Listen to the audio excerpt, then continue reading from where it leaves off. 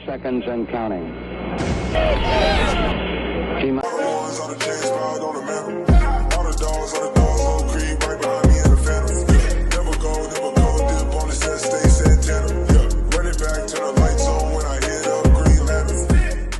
Hey, what's good, y'all? Welcome back to another video. It's Anish, and today we're going to be going over yesterday's game against the Browns. The Texans unfortunately lost to the Browns 21-31, and I think the main storyline of this game was injuries. I think our team got banged up a lot. I think we had around like 7 or 8 injuries to our main guys.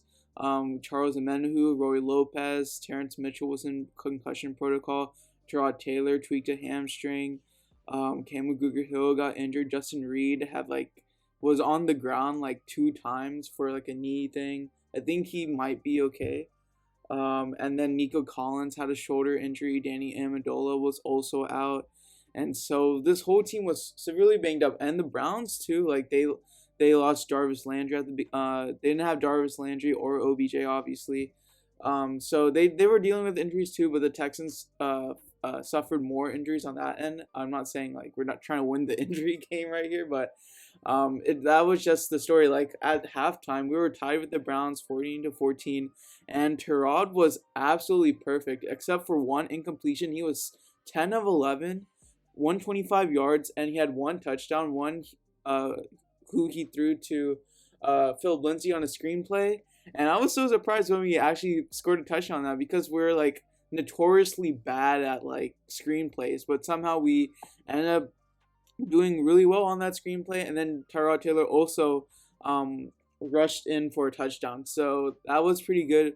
Tyrod Taylor had an excellent game. I mean, 144 quarterback rating. 94.8 quarterback rating, but that was a great game for Tyrod Taylor. And Baker Mayfield, he also had a great game. I mean, 19-21. He didn't throw it super deep. He was mostly like kind of around the 10-yard line. He didn't throw it too deep. He did get interception by Justin Reed, who that was an outstanding play by Reed. Like the rookie, I forgot his name. I think Schwartz or something. He stopped going for the ball, and then Justin Reed just picked it out of the air. And Justin Reed, on top of making that interception, he made a huge hit stick on Donovan Peoples-Jones. He absolutely rocked him, and he forced a fumble, and I believe Kirksey picked it up. So that was a great game by Justin Reed. I hope he's okay health-wise and all. But a huge other storyline of this game was Davis Mills' first action. I thought, and it came earlier than we expected. We didn't expect Tyrod Taylor to get, I mean, considering his injury history isn't the greatest for Tyrod. But Davis Mills gets his in-game action in week 2 in the second half. And he didn't start off the greatest. He started like 0-3 on his first drive. He made an interception like really close to the end zone. So that was pretty problematic. But luckily our defense only stopped the Browns to taking a field goal. And more about our defense is that our run defense was absolutely questionable in this game. I mean, Nick Chubb, he went off for 95 yards, Kareem Hunt 51 yards, and Demetric Felton, we were unable to tackle him at all. Our tackling has got to get better. I like that we're being able to force more turnovers. I think we're already like halfway on our turnover count from last year, so in 2 weeks already. So I feel like we're going to double that amount easily this season. Like we only had 9 turnovers last season. I'm easily going to have at least 18 turnovers this season for sure. And so, but yeah, we could not. And Nick Chubb, as the game went on, like Nick Chubb and Kareem Hunt, our defense started to get tired. And obviously with all the injuries, it was hard to stop them, you know. And so, yeah, their rushing attack, ever since they like switched up their mindset with their rushing attack, I think that was like after halftime or something. That's when the tide started to change. But even then, the game was pretty winnable until like the 4th quarter.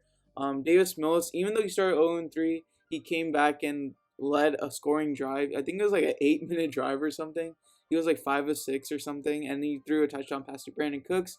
And so that was a great play. I liked how he rebounded from adversity. Even though one of his first few passes was an interception, he came back. So I think compared to all the other rookie quarterbacks, I don't think Davis Mills did as terrible as, like, I guess social media makes it out to be. Zach Wilson, he had a terrible game yesterday. He had like 4 interceptions, and Justin Fields, he didn't have the greatest game either. Like, he had an okay game. So, like, I feel like in comparison to all the other NFL rookies, I feel like Davis Mills didn't do too bad, and it's his first like game. He didn't even have a full game. It was like 2 quarters. So I think Davis Mills and David Culley instilled confidence. He said he's confident in Davis Mills starting. So there's no concerns there. So, but yeah, this team, like after the loss, a lot of our team were like, we're gonna bounce back. They were feeling like, even though it was a loss, they were feeling really positive about what this team can be. And Cam Cooker-Hill said, I think this team can be special. And I was honestly like, this team was more competitive than anyone made them out to be, I feel. And I like how they were competing down to the very end, despite all the injuries and things like of that nature. So yeah, I mean, it was like 21-24 until like the Browns just started rushing again in that last quarter, and then we missed the field goal, so it could have been 24-21, 24, I don't know, 24-28, I'm not sure, but Joe Slime, he missed a field goal or something. So yeah, that was unfortunate, but I think our O line, I think they did a pretty good job. I didn't hear Miles Garrett's name at all in the broadcast. I feel like I think Tunsil shut him down. And also another thing, Tunsil was also injured, but I think he's good to go. Tunsil, Amenhu, Roy Lopez are all available for our Thursday game. For the for against the Panthers, sorry. And yeah, so David Culley also on kind of like a major decision making thing, when he decided to decline the penalty and punt the ball, which ended up landing in the end zone, so it just didn't work out anyway. He was thinking about field position in terms of like kind of putting them down at like the 1 yard line or something. But I felt like that was a bit too optimistic, and if he did accept the penalty, it'd either be 4th and 1, or if he declined the penalty, it would be like 3rd and 7 or something.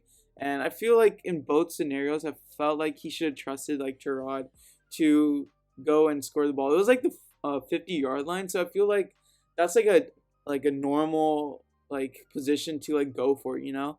Like, you're not like too close to your own end zone, and you're at a place where you can like try taking some of those risks. And we've seen how this offense is with Tyrod Taylor. It's like rolling. I mean, every drive is like scoring, either whether it be a touchdown or a field goal. You rarely see like us like punting the ball.